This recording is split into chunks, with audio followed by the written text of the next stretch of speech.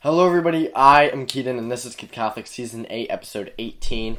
And so for today's episode, I've done like a lot of sort of, what's the word, like debunking, kind of proving some myths that the media might think about Catholics aren't true, or Catholic misconceptions. But today I want to get into a little bit more specific, like not just Catholic misconceptions that are like, oh, Catholics worship Mary and stuff, which obviously is not true, but specifically things that not only are myths, but that the media is trying to push, and that because it's being pushed so much, people are generally starting to believe that I want to look at and prove how they are just completely not true. And with it being 2020 and times progressing, people just have a lot of negative outlooks on the Catholic faith that they might believe or truly think in their head that just flat out aren't true. So that's what I wanted to get into. Now I have a couple specifically. I found a list of some really big ones, some modern day specifically ones. Some of them I can't get into because this is Kid Catholic, but I'm going to try to sort of explain as many as I can. So there's this one that's, it's not necessarily something that maybe the media is pushing, but just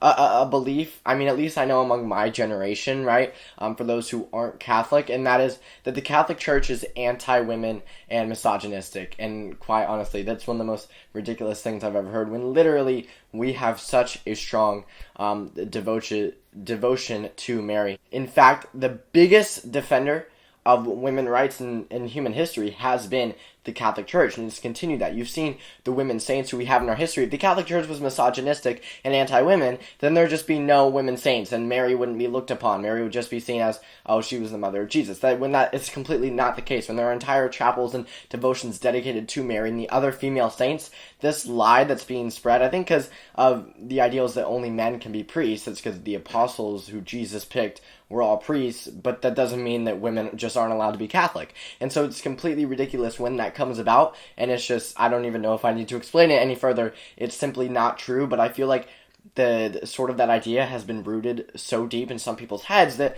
it's just an automatic assumption when they think of the Catholic faith.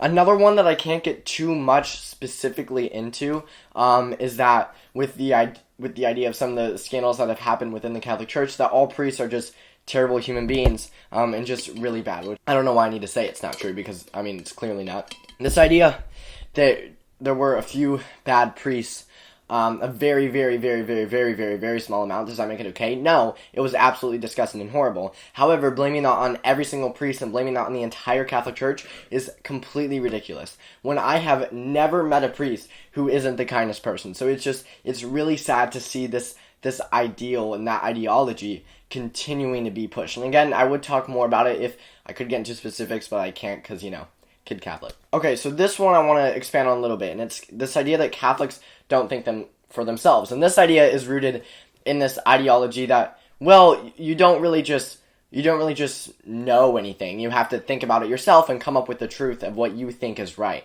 And it's no, you don't make up the truth, right? There is no what you think is right. I mean, doing research of your own, great, but you don't make up the truth, right? Because if we all made up our own truths, then we would all be so divided.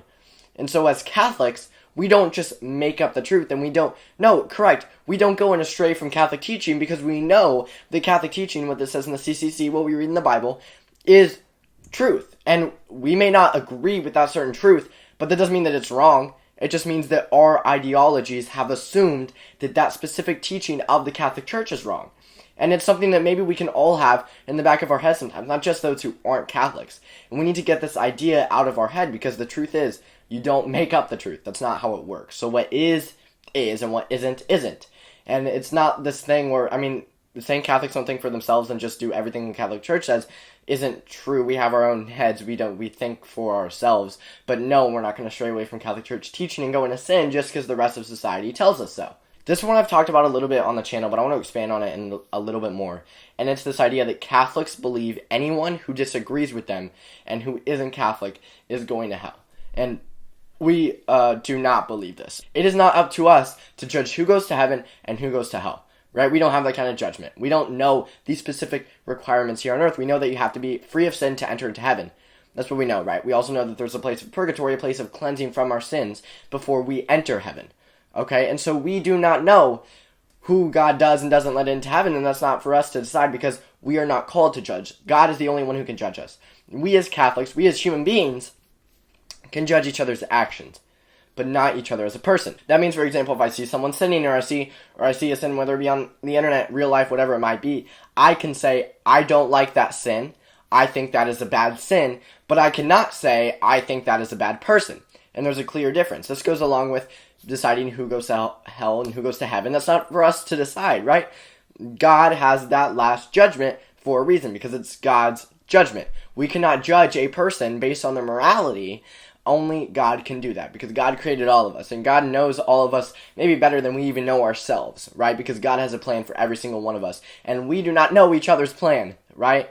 So it's up to God to decide that, and this idea that we believe, oh, you have to be Catholic to get to heaven, just flat out isn't true. Yes, the saints who we are specifically named by the Catholic Church have been Catholic, because it's the Catholic Church who specifically named those saints, but really a saint is anyone who is in heaven. So there are people out there who are in heaven who may not be named a saint by the Catholic Church on earth. That's only because the Catholic Church doesn't have 1,000%, 100% definitive proof that they are in heaven. That's the reason for that. But it's not up to us to judge who goes to heaven and who goes to hell. Another one that I want to talk about a lot is this idea that the Catholic faith and science do not go together. And this is something that I've talked about a little bit. I don't think I've ever really gone too deep into it on this channel. And so I want to expand on it. A big idea with this is the Big Bang Theory and evolution and all that. We are actually allowed to believe in that stuff. As Catholics, we're allowed to believe in evolution. We are allowed to believe in the Big Bang Theory. The Big Bang Theory was actually created by a Catholic priest. It was God said in Genesis, let there be light. That very well could have been the Big Bang, right? As long as we believe that God is the creator behind all of it. Some of you might say, well, God created the earth in 7 days, the story of Adam and Eve. How can you believe in evolution? And the reason for that being, God lives outside of time, right? And I'm not going to sit here and say I believe in evolution, I don't believe in evolution, because I don't know. But what I do know is that in the Catholic Church, people are allowed to believe in evolution, because God lives outside of time. Time is something that God created. God does not experience days and hours and minutes and seconds like you and I do. And that may not be comprehensible to the human mind, because the human mind is simple. God's mind is all-knowing, right? It's omniscience. That's the word for that. God has an omniscient mind, meaning he knows everything, including how being outside of time even works. Okay, so God is outside of time. So back then, evolution, over the whatever you want to believe, it was the thousands of years that we came from monkeys to humans. I don't know a ton about evolution. I'm not that into science, but then we came from monkeys to humans over the 1,000-year span. Those days that we read about in Genesis where humans were created, that day, the specific day that humans were created, very well could have been over that long period where we came from monkeys up to humans, up until Adam and Eve that we have. So we are allowed to believe in this idea of evolution, as long as we believe the truth, which is that God is the creator behind all of it. Whether it was the Big Bang Theory, whether it wasn't, whether it was evolution, whether it wasn't, however long we think the earth might have existed, we need to know that God is, and always has been, the creator behind all of it. And there's other things that's like to say, oh, well, science disproves the existence of God. And I always really can't say when I hear that, because if anything, science proves the existence of God. Everything goes together, right? Everything mixes perfectly, right? Scientifically, for example, a bee should not be able to fly, yet a bee does. We as humans just happen to have a perfect beating heart linked up to a perfect functioning brain for us to go and have our own humanity, right? Have our individual self. That's not something that just chemicals can mix together. Yes, there's science to explain it, and if anything, the science goes to show how extravagant and how deep and how true our personhood is, right? And the science explains that. The science tells us how intricate and how perfectly fitting everything goes together, and things don't just fit so perfectly just by accident. So this idea that religion just disagrees with science is completely not true. This last one is a big one, especially recently, and that's that the Catholic faith is stuck in the past and needs to be updated to reach the modern world. And I don't like this one, and what we've seen a lot is, if this were true, right, we've seen a lot other Protestant denominations have done this very thing, and if we think that this is true and that this is what attracts more people, then if the Catholic Church just did this, then the number of Catholics would dramatically increase, when this isn't true, because we actually see statistically that other Protestant-specific denominations that have done this are losing numbers rapidly. So that simply isn't true. Even if it was true, the amount of people who still believe in the Catholic faith even after that doesn't determine whether it's the right thing to do. Okay? Because the truth never changes. I want to use this as an example. In the Old Testament, we read in the Bible about how Jews weren't allowed to eat pork. weren't allowed to eat pork, for example. There were a lot of other things that were Jews, even to this day, still practice, right? Let's use, for example, that they aren't allowed to eat pork, okay? Jesus, in the New Testament, didn't teach that. He was like, okay, it's okay to eat pork. I'm not sure if he specifically said, he didn't specifically say, it is okay to eat pork. I mean, at least not in the Bible. We don't know, right? But he didn't teach against that, right? Because the cultures were different. Because cultural differences exist. That's correct. But moral differences stay the same.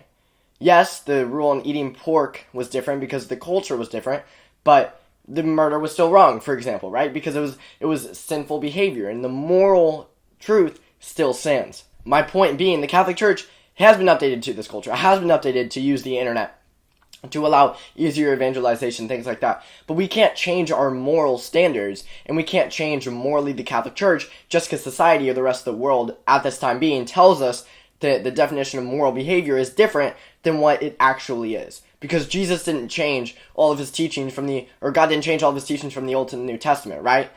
Because the moral teachings and moral rules, the moral natural laws still exist like they do today. And we can't just change that just to update and just to fit in with what the rest of society has to tell us. And that would sort of end up making us fall into this sort of societal ideology that just we as Catholics don't agree with. Now, those were just a couple things off of a long list of things that Catholics, that people maybe assume about Catholics or have in the back of their head about Catholics that just aren't true.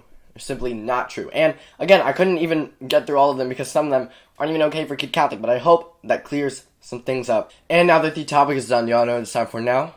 It's time for the Saint of the Week. And today's saint of the week is Saint Christopher. Now, it isn't entirely sure, but it's estimated that Saint Christopher was born around the 4th century, and I'm going to kind of try to get through his story quickly because he has a lot.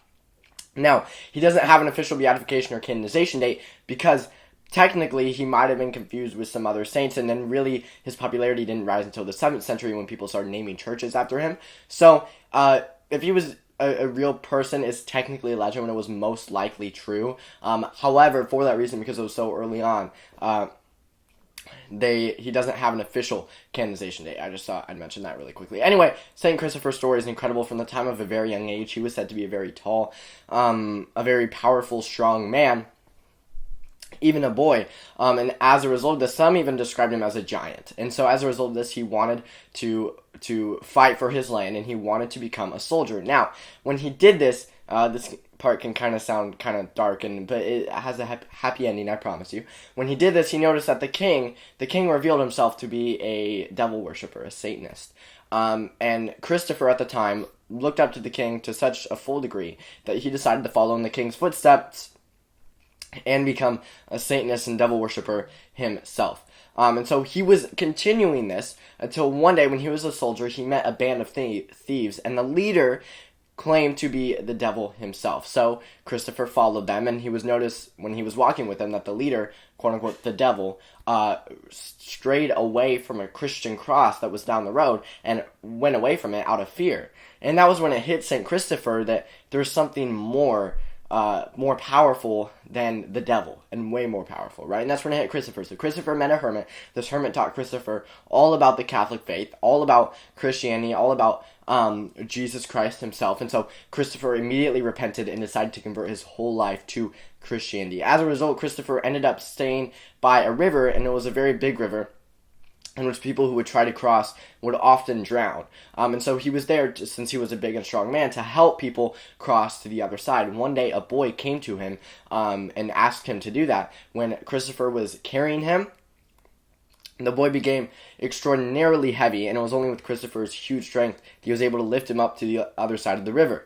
When he got to the other side, St. Christopher asked the boy why he was so heavy, and the boy revealed himself to be Jesus, and said that when Christopher was carrying him, he was carrying the whole weight of the world on his shoulders. And so, after hearing this, St. Christopher immediately dedicated his life to evangelizing. He traveled all across, converting thousands, which, without access to the internet like we have now, is a really, really big deal. It even obviously is now, but especially when you have to physically travel to those various places. One place he came to underwent physical Christian persecution, but he would not back down. And so he ended up dying later on. But that story, that completely conversion story of sticking to the norm of not only, it was sort of his world, right? In his world, it was a normal thing to be that devil worshiper because not only was it the king, but it was also the other soldiers around him. And so he was able to escape that world and find that truth, right? And find that truth. And the reason I chose him for today's topic is because this last thing I mentioned specifically, this idea of, the Catholic Church just absolutely needs to be updated because it's so stuck in the past, which I already explained earlier is completely not true. We want to stray away from the sin of the world, from the world, and come back to the truth. That is the Catholic Church. And St. Christopher knew that, and St. Christopher exemplified that in so many wonderful ways. So anytime we feel like we may be struggling with this, or we know somebody who's struggling with this, and we need to get to that point, we can look through St. Christopher for help. St. Christopher, pray for us. So thank you all so much for watching.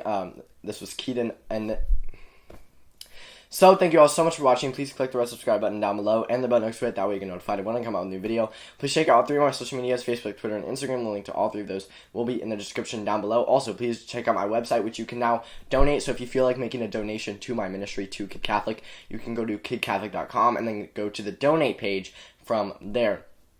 Also, you can buy your very own Kid Catholic t-shirts up there. All my videos are up there. You can contact me, read about me, so please go check out kidcatholic.com. Please comment and send your topic suggestions that you might have down in the comments below. Please click the like button. Please share this channel and video with your friends and family. Make sure that they know about Kid Catholic. So, thank you all so much for watching. This was Keaton of Kid Catholic. I'll see you all next week, and hi, Brielle.